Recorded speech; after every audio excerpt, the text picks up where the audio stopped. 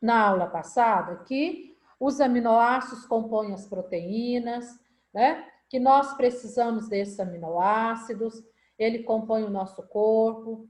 Vimos que as proteínas exercem diversas, inúmeras funções diferentes no nosso corpo, tá?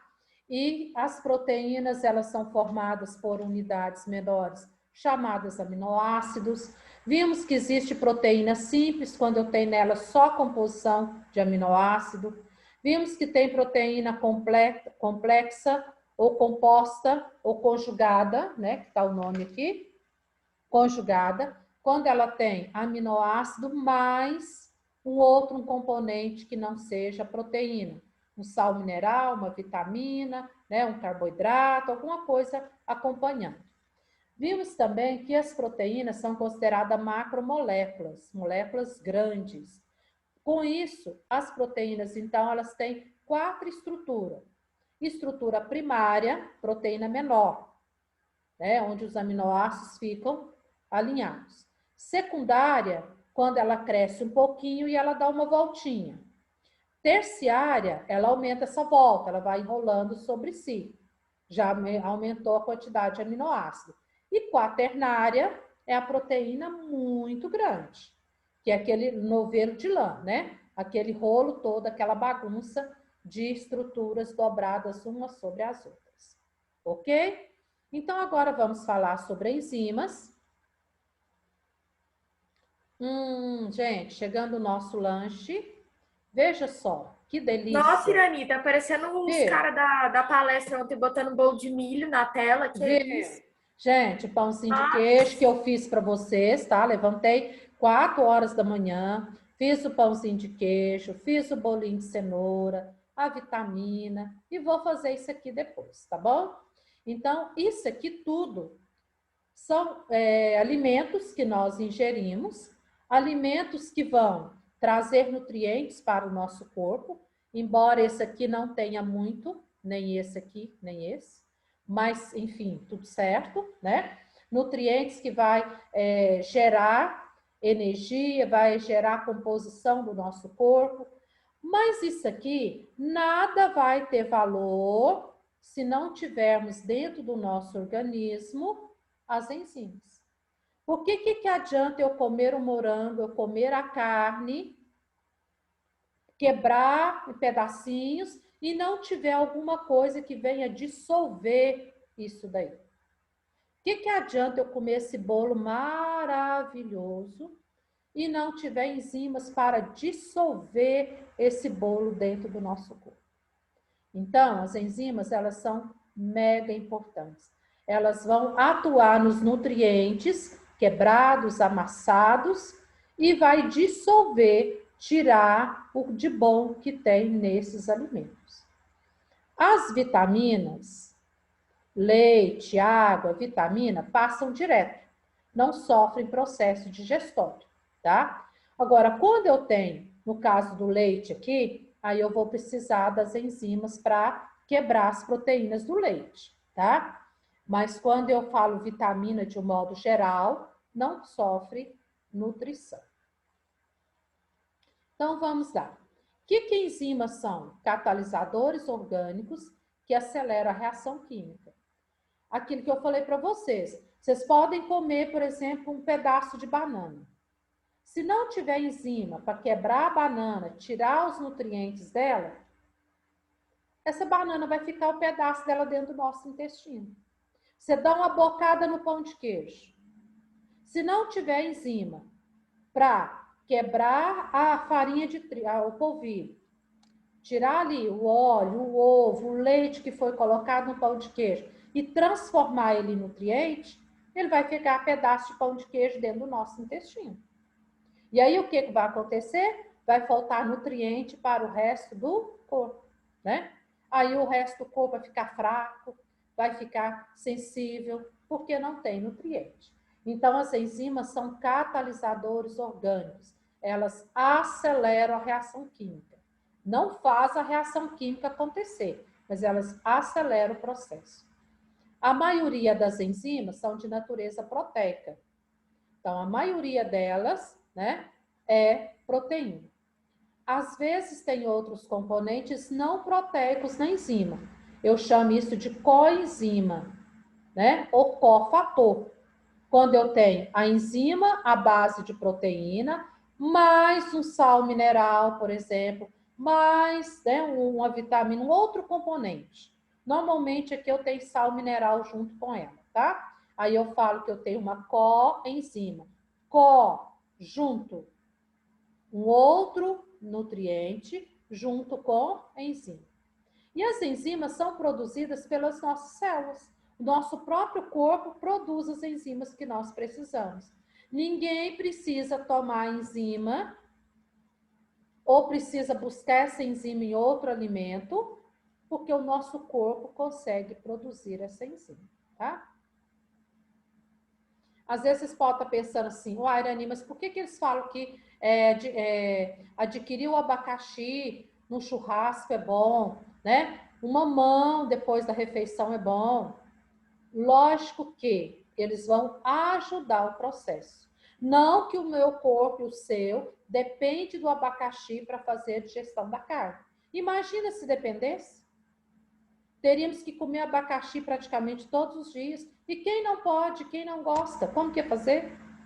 Ele é um complemento da digestão. Tá certo que ele tem enzima, o mamão tem enzima, mas eu não dependo da enzima do mamão, da enzima do abacaxi para realizar a minha digestão. Meu corpo tem a carga de enzima dele e o seu também. Agora, o abacaxi e o mamão, eles ajudam, né? É uma enzima a mais que vem contribuir, mas não é a principal, tá certo? Ô, Irani, Oi. nessas frutas aí vem enzima só da proteína? A maioria sim, a maioria sim. Algumas enzimas podem ser advindas de composição de sais minerais, como é que eu vou te explicar? A maioria é proteica mesmo, tá? Mas pode ser advinda de união, né, de sais minerais com a própria constituição do alimento, tá certo? Mas a maioria é proteína mesmo. E aí a gente vai falar assim, mas eu nunca vi falar que abacaxi tivesse proteína. Eu nunca vi falar que o mamão tivesse proteína. Porque quando a gente fala proteína, a gente lembra às vezes de carne, né? Vai lembrar do aminoácido. Mas a enzima, ela é um tipo de proteína. De proteína. Mais algum questionamento, alguma pergunta? Tá. Então, vamos ver aí na página 12. Trabalho enzimático. Como que essa enzima trabalha, né? A enzima, ela tem um trabalho muito importante. Ela vai agir sobre um determinado nutriente, um determinado composto, e eu chamo esse composto de substrato. Então, toda vez que você vê essa palavrinha, significa o local onde a enzima vai agir, tá? É o substrato. Aí, então, a gente tem o trabalho enzimático. Eu tenho a enzima e eu tenho o substrato. Nesse momento aqui, a enzima se encaixa com o substrato. Aqui eu tenho a reação química propriamente dita. O momento que a enzima está dissolvendo o substrato. Nesse momento aqui, a enzima já exerceu o papel dela, separou, quebrou, ó, o substrato em micromoléculas prontas para ser absorvida pelo organismo, tá? Observe vocês aqui que o encaixe dessa enzima é de acordo com esse substrato, tanto é que ele encaixou aqui. Isso mostra para nós que as enzimas são específicas. No seu livro e na página 12, né? A propriedade da enzima, e depois fala na página 13 também, as enzimas, elas são específicas. Cada enzima é para um tipo de substrato. Ó, cada enzima é para um tipo de substrato. Então, se eu tiver 500 tipos de substratos diferentes no meu corpo, eu tenho que ter 500 enzimas diferentes no meu corpo, tá? Não existe uma enzima que atua em 2 substratos. Então, cada enzima vai atuar em um substrato. Se esse substrato, vamos pegar aqui, esse substrato, enzima A, enzima B. Esse substrato aqui, se ele vier aqui, ele vai Professora, conseguir... Oi? com licença aí. Em relação a esse negócio de trabalho enzimático, existe um substrato, um mesmo substrato, assim, que pode ser trabalhado por 2 enzimas diferentes? Não, Daniel, o mesmo por 2 enzimas... Não, pera lá. O mesmo substrato por 2 enzimas diferentes? Isso, é porque Sim. 2 não podem ir com o mesmo, né? Sim, o mesmo vai com 2. Por exemplo, eu tenho aí no caso a carne, lá no estômago, ela inicia a digestão dela lá. E ela termina lá no intestino com outra enzima. Existe sim, Daniel, tá? Então, Tipo a a do gente tem... carboidrato. Hã? Tem a tipo o carboidrato, tem a da saliva, Isso. depois tem no estômago, né? Não, no estômago não, no intestino. No Aí é intestino. outra enzima, é verdade. Bem lembrado, tem um carboidrato também que é assim. Fala, Daniel. Não, era só isso aí mesmo. Só isso? Obrigado, tá? Disponha. Então, vamos lá. Esse substrato não encaixa nessa enzima. Então, ele pode até vir aqui, ó. Como ele não encaixa, não vai haver esse momento de ação aqui. Ele solta, tá? Então, as enzimas são específicas. Elas atuam sobre um determinado tipo de substrato. Esse ponto aqui, terceiro ano, é chamado de centro ativo. O ponto de encaixe do substrato com a enzima e é o ponto de ação. Por isso que vocês estão vendo aqui, a enzima permanece praticamente quase igual e o substrato aconteceu com ele a quebra dele. Outra propriedade da enzima, não se consome durante a reação, não se consome toda. A única parte dela que vai consumir durante a reação é essa parte aqui que eu chamo de centro ativo. O resto dela permanece sem consumir, tá? Terceiro ano. Então, eu falei 2 propriedades da enzima aqui. Primeira, são específicas.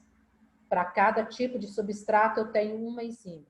Depois, não se consome durante a reação. Outra propriedade dela, elas são muito sensíveis às variações do ambiente. Sensível à temperatura, sensível ao pH, né? Por isso, então, que tem que mudar, né? Tá, Iago, vou colocar a sua presença. Por isso que eu tenho que ter enzimas diferentes em locais diferentes, como nós falamos. Na boca eu tenho um tipo de enzima, depois eu tenho no estômago outro tipo de enzima. Deixa eu colocar a presença do Iago aqui. Outro tipo de enzima, no intestino, outros tipos de enzima, tá bom? Então, é por isso também. As enzimas têm nomenclatura, a maioria delas terminada em ase. A maioria, tá? Amilase, sacarase, maltase, né? Terminada em ase. Mas eu tenho, por exemplo, a pepsina, a tripsina, que não terminou em ase. Mas a maioria eu tenho o sufixo, né? Depois, terminado em ase. Você não tem que decorar todas as enzimas, tá? Mas você vai saber, por exemplo, é fácil, ó, maltase vai agir sobre a maltose. Lactase vai agir sobre a lactose. Alguns nomes faz sentido, mas a pepsina vai agir sobre a proteína, tá? Pepsina com proteína não tem muito a ver, tá certo? Então, alguns nomes a gente consegue dessa forma, outros não. Vamos então, seguindo. E aí tem também essa equaçãozinha que é igual aquele desenho, ó. Eu tenho aqui a enzima X, vai atuar sobre o substrato Y. Aqui eu tenho um momento da reação química, que a enzima está dissolvendo todo o substrato. Então, eu tenho o complexo enzima, substrato. E depois aqui eu tenho o final da reação. Eu tenho enzima e produto. Então, agora pensa rápido aí, terceiro ano. Pensa rápido.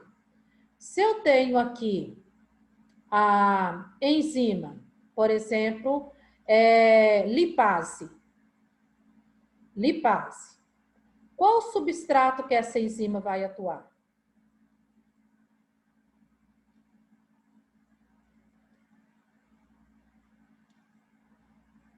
Eu tenho a enzima... Lipídio? Lipídio. A lipase vai atuar sobre o lipídio. Muito bem. Aqui eu tenho o complexo atuação dela. Enzima, lipídio, lipase, lipídio. Formam um casalzinho bonitinho. Aqui eu vou ter, então, a lipase, porque ela não consumiu toda. Agora, pensa rápido, terceiro ano. Quais são os produtos de um lipídio? Quando eu quebro um lipídio, o que que eu tenho? Quem lembra?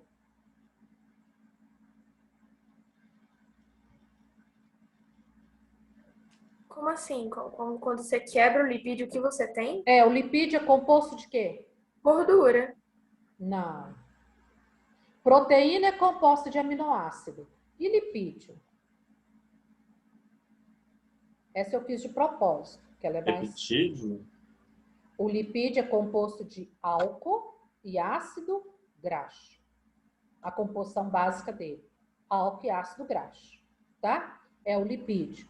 Agora, que se fosse proteína, então vamos supor que eu tenho aqui a pepsina, aqui eu tenho substrato, proteína. Aqui eu tenho o complexo, enzima, substrato. Aqui eu tenho a enzima pepsina. E o que eu vou ter aqui nos produtos de proteína? Esse é fácil, acabamos de falar. Quais são os componentes da proteína?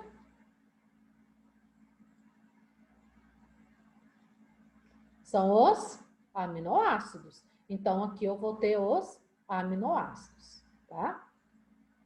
Alguma pergunta? Posso ir para frente? Pode. Características dela, voltando aqui, né? São específicas, não consome durante a reação. Enzima, substrato, complementaridade e os produtos dela, tá? Então, tá aí. Mas agora, existe, então, o que nós chamamos de fatores, está na página 14, fatores que vão interferir no trabalho da enzima. Como eu falei para vocês, as enzimas, elas são sensíveis, né? Sensíveis às condições do meio ambiente. E com isso, elas alteram o seu mecanismo de ação, elas alteram o seu trabalho. O primeiro fator que nós temos aqui, temperatura. A temperatura do nosso corpo, normal, gira em torno de 36 graus. Então, até aí, a enzima está no seu ponto máximo de ação. Como se diz, está no 12, né? No ponto máximo de ação dela aqui. Beleza. Vamos recordar aqui. Antes daqui, à medida que ela vai ganhando calor, ela vai aumentando a velocidade da reação. Esse momento aqui da enzima, eu falo que a enzima está inativa. Beleza, Sara? A enzima está inativa. Por quê? Porque ela não tem calor, não tem energia necessária para iniciar a reação. Isso também é importante, terceiro ano. Ela não pode estar no excesso de calor, mas ela também não pode estar na falta de calor.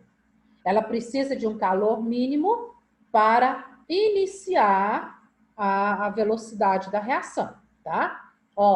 Aqui eu falaria para vocês que em 10 graus, né? Iniciando a velocidade da reação.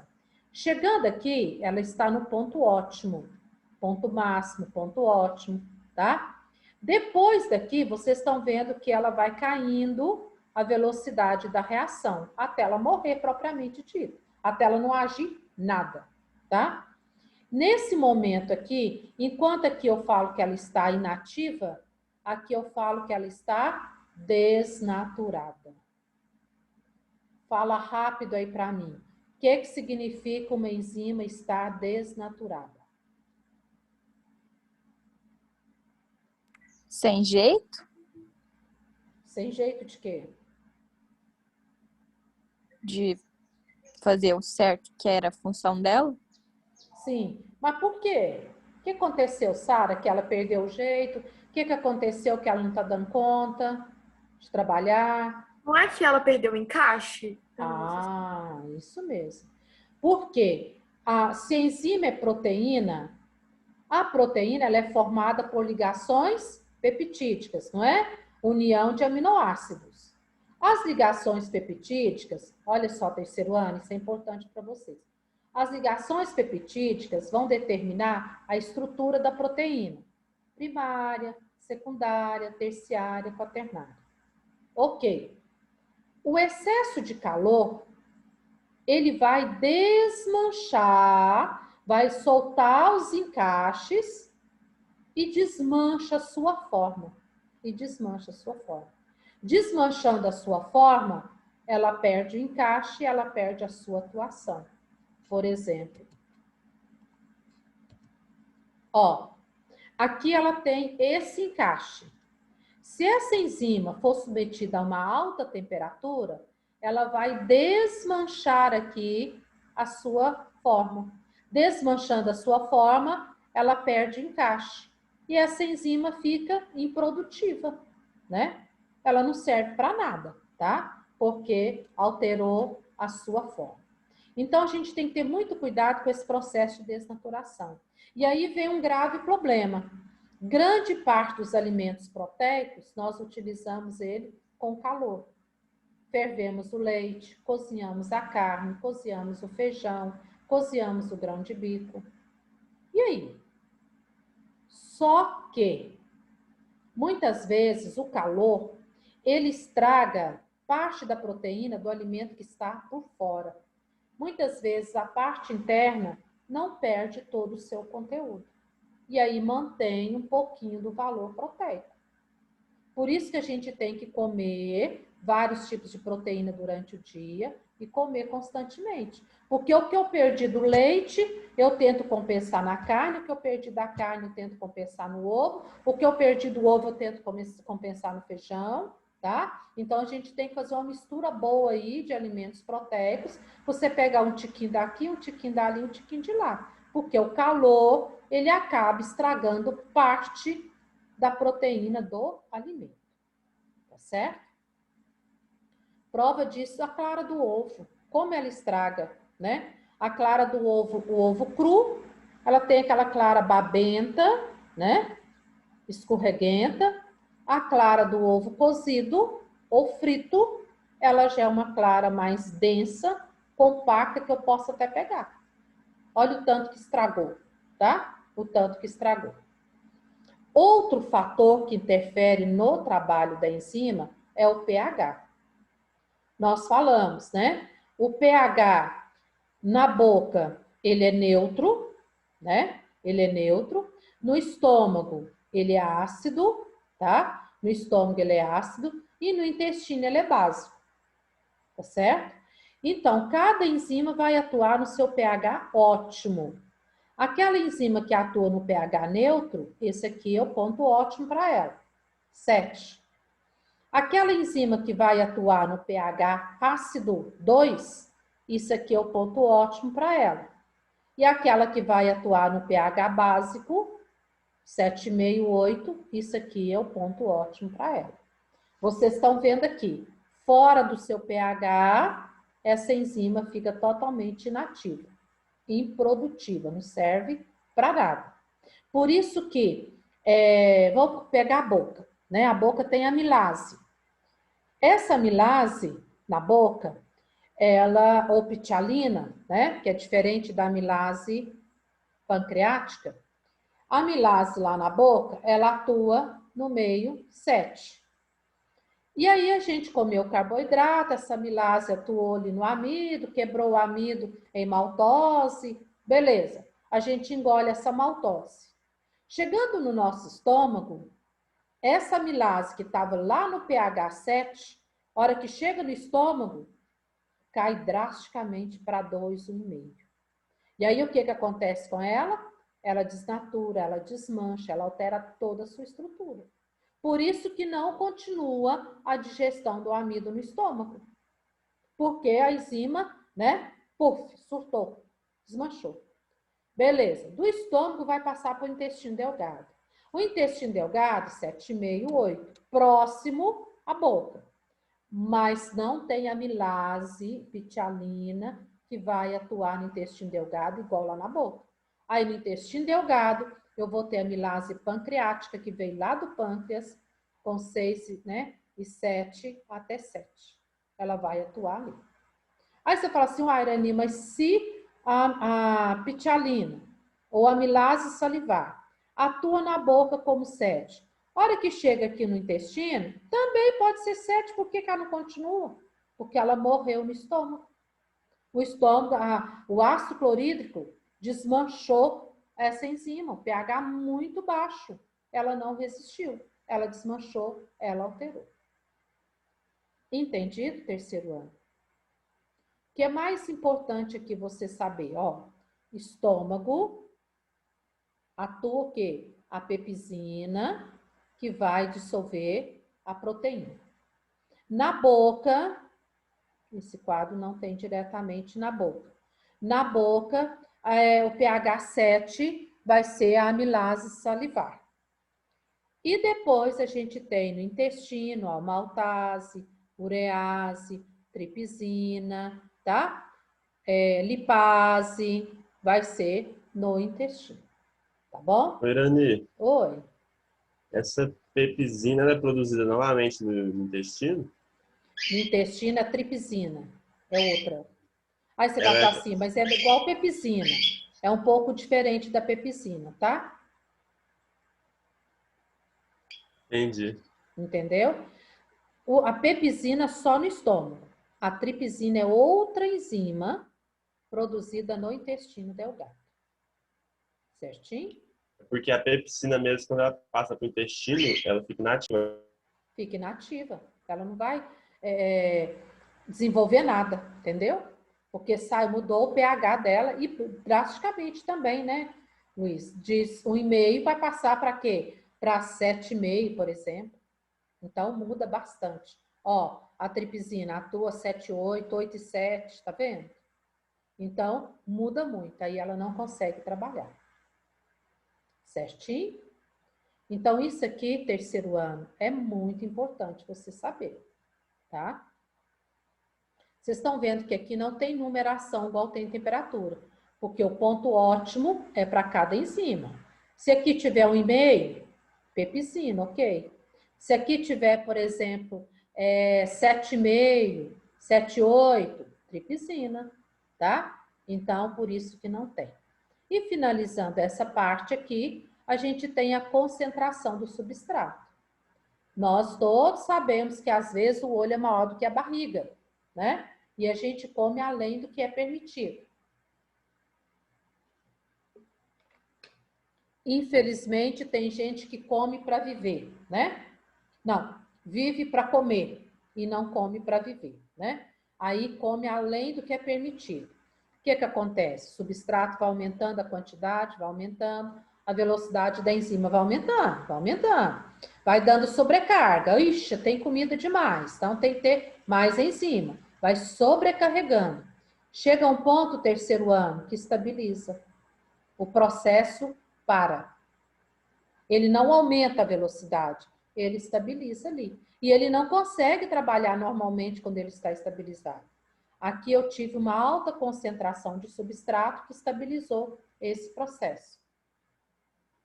Então, muitas vezes a gente fica dessa forma. Vai num churrasco, come demais, aí você fica empanzinado. Vou dar exemplo de alimento que é mais fácil, né? Porque lá dentro do nosso corpo, respiração, a filtração renal, o que mais? A própria distribuição ali do oxigênio, né? na hemoglobina, tudo isso é reação química. Tem enzimas. Mas eu vou dar, a gente fala do alimento que é mais fácil a gente entender. Então, você foi comendo. Ah, eu quero mais. Nossa, tá gostoso. Vou comer mais. Tá gostoso. Nossa, só mais um pedacinho. Chega um ponto que você não dá conta e você tá, desculpa a expressão, entupido. Não é assim? Então, nesse caso aqui, fica difícil para a enzima agir. Porque tem muito.